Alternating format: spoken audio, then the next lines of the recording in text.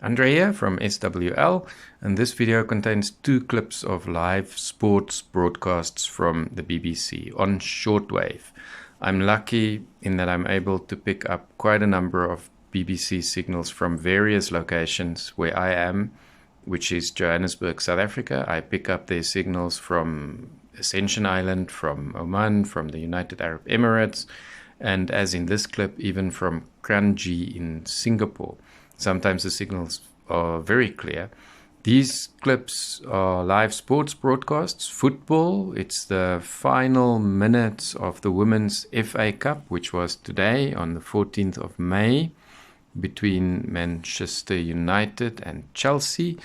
And the next clip is the Premier League match between Arsenal and Brighton, just a couple of minutes at the start of the match. It's a nice idea to have these live sports events on shortwave. Oftentimes, the only way you can see this is to subscribe to cable, and obviously many people who listen to shortwave cannot afford that. So I kind of quite like that idea.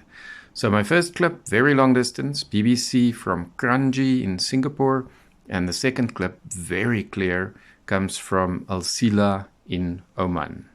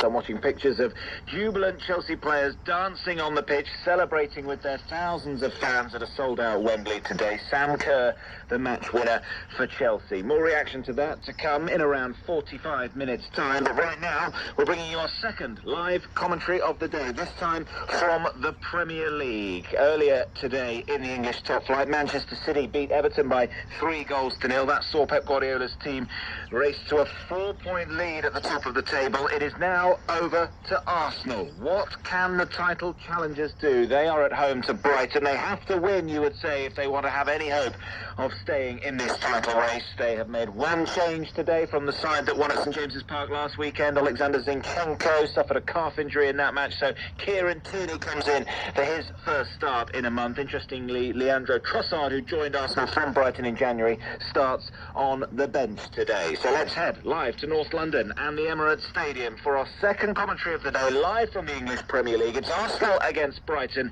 in the title race. Let's join the former Brighton striker Glenn Murray and your commentator Alistair Bruceball. The middle, and you just pointed out to me in terms of the Brighton attack, Karim Mitoma is starting wide on the right, Glenn Murray, and then Ciso is starting wide on the left with the 18-year-old Ferguson through the middle. Yeah, it's a little bit of a change. Mitoma's usually on the left-hand side, but I just wonder if the aggressiveness of Ben White, if we wanted to have a little bit more of a trickster up against him and Ciso.